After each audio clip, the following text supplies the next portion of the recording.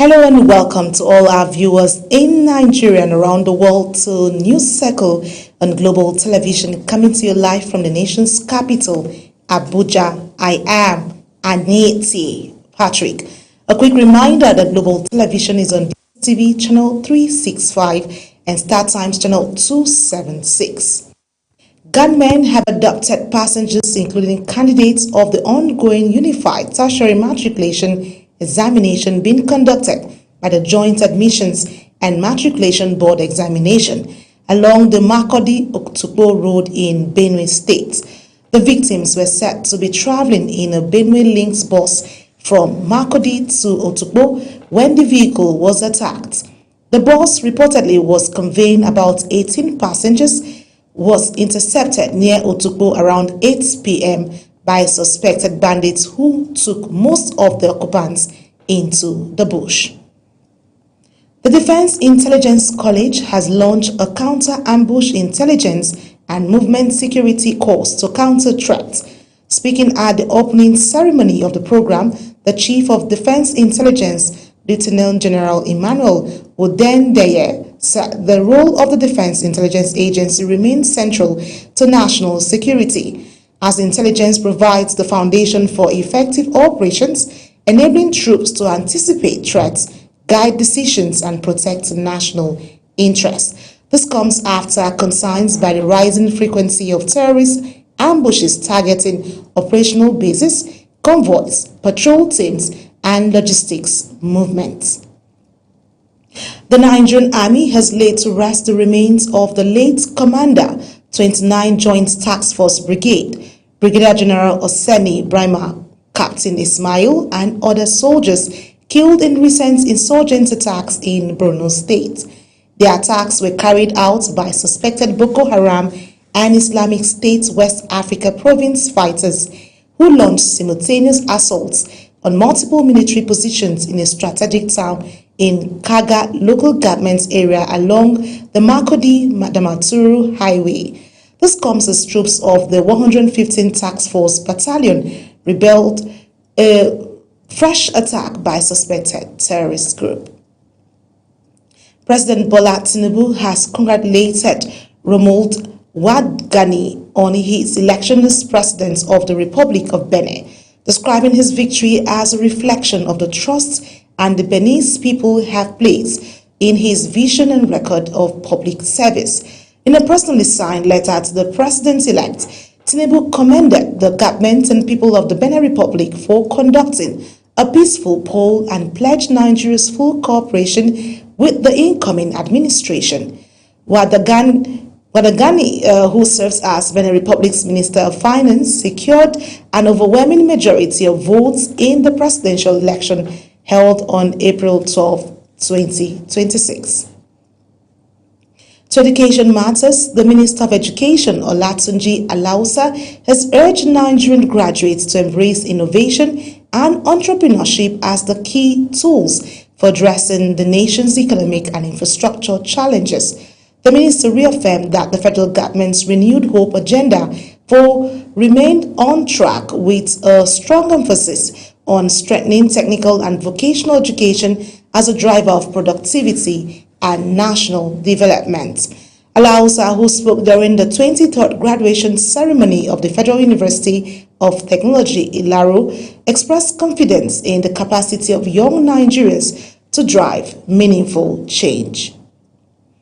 The Federal Capital Territory is fast becoming a major construction hub, but for the minister, Nyesom Wike, timely delivery is just as important as quality.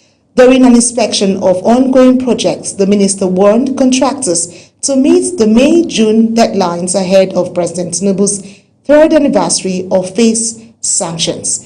Kabir Hassan has the rest of the story. It was a mixed outing for contractors as FTC Minister assessed progress across key infrastructure sites. While some projects met expectations, others came under scrutiny, particularly a road project in Wuse where delays were flagged. We agreed that by the end of May, June, that job will have the river.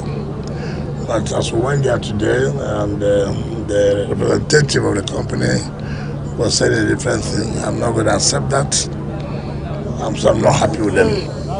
And I've told the ES to make sure that they must, speed up the job and make sure that the agreement with this, starting the second week of June, that they would have handed over that job. The minister says development efforts are not limited to road construction as the administration expands critical infrastructure to improve living conditions in the satellite towns. Wike also addressed recent water disruption. The African Democratic Congress has rejected the outcome of the Abuja Municipal Area Council elections, alleging that its mandate was stolen. Its candidate, Moses Paul, insists he won the poll, despite the Independent National Electoral Commission declaring Christopher May Kalangu of the All Progressives Congress as winner. Political correspondent Ubong Usoro has the rest of the story. The Abuja Municipal Area Council election, held on Saturday, February 21st, 2026, continues to generate controversy, with the African Democratic Congress rejecting the official results announced by INEC. The electoral body declared APC's Christopher May Kalangu winner of the contest, but the ADC maintains its candidate secured the majority of votes. Addressing party members and supporters in Abuja, Moses Paul described the election as a collective movement driven by hope and the desire for better leadership in Amak. Because some of you will come up and give your testimonials.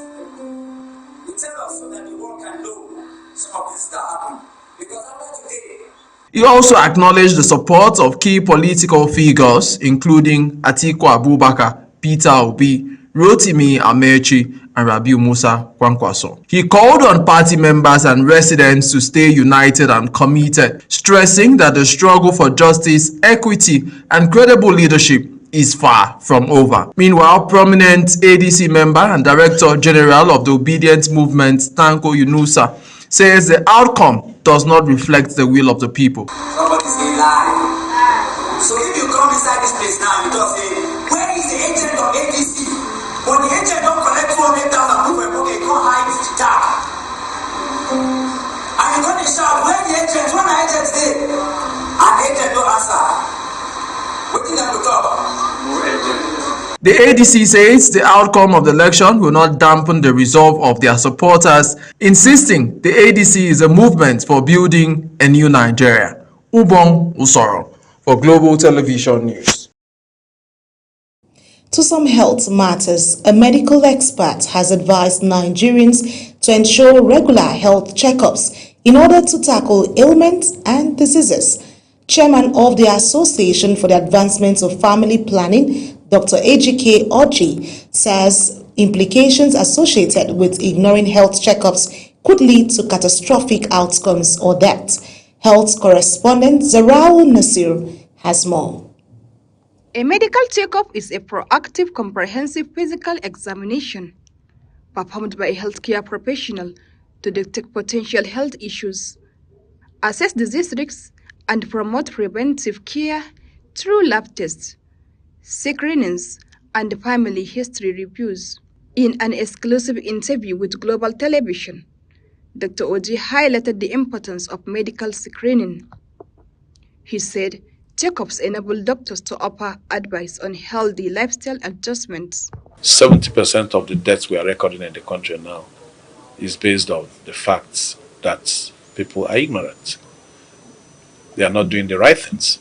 Ignorance in terms of their health status, what they should be doing, what they should be eating, how they should be living their lives, what should be important, what are the health checks that they should be doing, and then what are the preventive approaches, preventive and protective approaches for their health. Like I said, the 3 P's: preventive, promotive, and protective. You must always be intentional about that all the time. The medical practitioner also explained how often medical checkups should be done. Depending on the age, below the age of 35 or so, every 2 or 3 years. Above that, it will be nice to do it yearly, especially if you have a history, a family history of diabetes, family history of hypertension, family history of cancer. So you must check regularly. So for women, it's important. By the time you're 30 something, you should be checking for breast cancer yearly. Very important. Regular medical checkups are essential for early detection of diseases, allowing for timely intervention and improved treatment outcomes.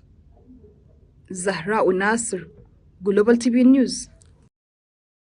You're watching the live broadcast of News Cycle. News Cycle continues after this weather forecast plus business, foreign and sports stories on the other side of this break. Please stay with us. Welcome to the weather update. I'm Sefia Sainusa, bringing you the latest forecast across the country. Looking at Thursday, we're starting off fairly quiet during the morning hours, except for parts of Nasarawa, FCT, Niger, Kogi, and Benue, where isolated thunderstorms are expected. These storms could extend into parts of Lagos, Southern Ondo, Edo, Akwa Ibom, and Cross River State. The bulk of the weather kicks in during the afternoon and evening hours, where widespread thunderstorms are expected across the coastal cities and the inland cities of the south. Parts of Plateau, Nasarawa, FCT, Niger, and Kogi will also have their share of thunderstorms. These storms are set to stretch into parts of the northeast, including parts of Kaduna. And that's the latest weather picture. Stay tuned for further update and have a great day ahead.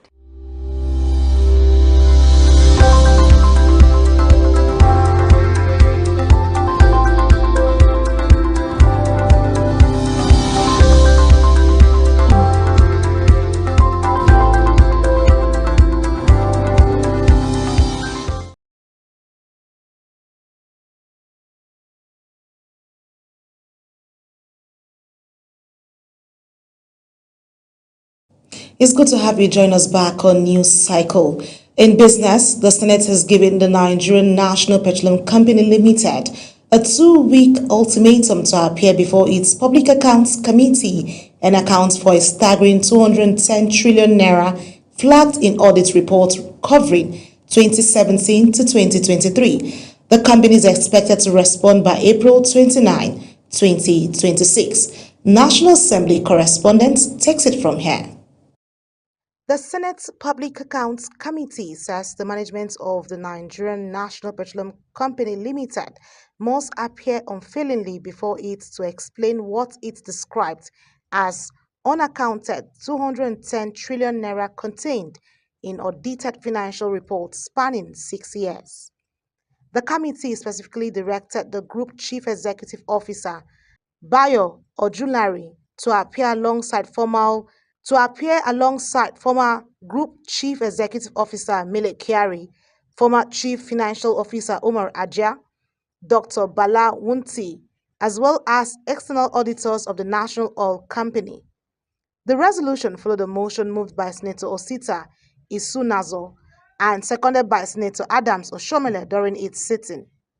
Chairman of the committee, Senator Ali Wadada, stressed that the explanations already provided by the NNPCL on 19 audit queries were considered unacceptable, insisting that Nigerians deserve clear and verifiable accountability. The committee did extend invitation to the members of the former management via NNPC because we do not know, this committee does not know the new addresses of the former members of the committee. Earlier, Senator Abdul Ningi had urged the committee to invoke its constitutional powers to compel the appearance of the company, citing repeated failure to honor invitations. Backing the resolution, Senators Osita Isunazo and Adams Oshomole also criticized the NNPCL's handling of the queries, calling for full transparency and public disclosure of the disputed figures in national dailies. The National Assembly has not taken defeat, Mr. Chairman, in making sure that it imposes its legislative powers under this constitution. I think that we should try one more thing, and that one more thing is to give NNPCL another invitation for 2 weeks. I think we should publish the amount that's in dispute. That's unclear. 210 trillion. that the Nigerian people understand why this matter is important. The committee insists the issue must be fully resolved in the interest of transparency and accountability in the management of public funds. From the National Assembly, Anieti Patrick, Global TV News. The Central Bank of Nigeria has absorbed 4.48 trillion naira from the banking system within 6 days through aggressive open market operations. CBN's financial system data between April 8 and April 15, 2026 shows that the Apex Bank intensified efforts to sterilize excess funds, particularly on April 9th and April 14th.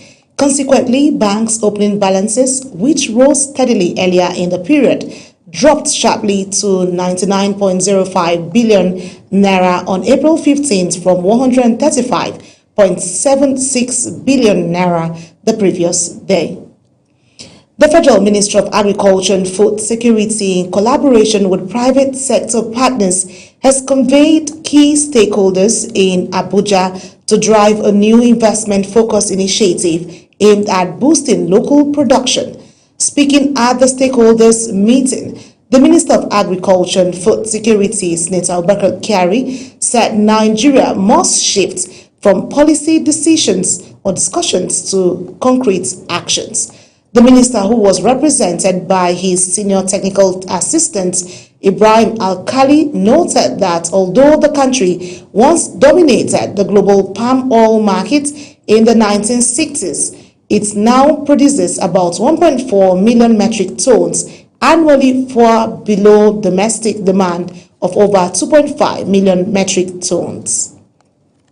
And on the foreign scene, Pope Leo XIV has condemned what he described as an endless cycle of destabilization and death during a visit to a conflict-hit region of Cameroon. Speaking in Bamade, the epicenter of the separatist crisis, the Pope blamed the exploitation of resources and the flow of weapons for fueling violence in the region.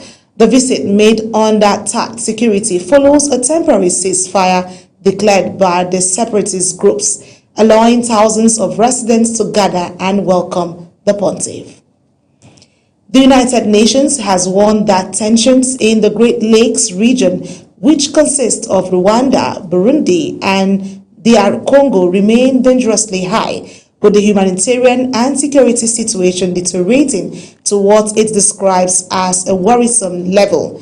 Speaking at a Security Council meeting, UN Special Envoy Zhong Jian cautioned that the risk of a regional confrontation is still tangible, stressing that the Council cannot afford a repeat of the prolonged cycle of violence in the region. He noted that a deepening erosion of trust among regional actors continues to undermine political commitments, creating a persistent gap between agreements on paper and realities on the ground. Israel and Lebanon have agreed to a 10-day ceasefire, according to United States President Donald Trump, after talks with Israeli Prime Minister Benjamin Netanyahu and Lebanese President Joseph Aoun. The development comes as the United States Defense Secretary Pete Hegseth warned that U.S. forces are ready to resume combat against Iran if a deal is not reached. Diplomatic efforts continue, with a Pakistani-led delegation holding talks in Iran over possible negotiations with Washington, while the U.S. Senate rejected a motion to halt military operations in Iran. Despite the ceasefire announcements, Israeli strikes in southern Lebanon killed 4 paramedics during an emergency mission in May Fadon, raising concerns over ongoing hostilities. And in sports, the Nigerian Football Federation has reportedly paid the Nigerian national football team their agreed share of prize money from the 2025 Africa Cup of Nations in Morocco. Nigeria earned $2.5 million after finishing third at the tournament, with players receiving $15,000 each under a 30% payout agreement. A top official confirmed that the team has received its share of the funds. Meanwhile, President of the Nigerian Football Federation, Ibrahim Gusau, has pledged the federation's total support for a radical overhaul of refereeing standards in Nigeria. He emphasized that the new leadership of the Nigerian Referees Association must enforce strict requirements regarding age and computer literacy. Gusau issued the charge while receiving the new association's executive team led by acting presidents in Abuja. The president insisted that the Nigerian Referees Association must shift its recruitment focus towards junior secondary school students to ensure officials have sufficient time to ascend to the international stage. FIFA will introduce a halftime show at the 2026 World Cup final for the first time in the tournament's history, with Nigerian artists among those expected to feature amid the global rise of Afrobeats. FIFA President Gianni Infantino confirmed the development, saying the show will feature multiple performers. The final is scheduled for July 19, 2026 at MetLife Stadium, which will be temporarily renamed New Jersey Stadium for the tournament. The move marks a major shift in World Cup tradition, blending global football with entertainment on an unprecedented scale. Well, that brings us to the size on News Cycle. A quick reminder that Global TV is on DSTV channel 365 and StarTimes channel 276. Kindly follow us across all social media platforms, now showing on your screen using @Global TV NG. I am Anieti Patrick. Thank you for watching.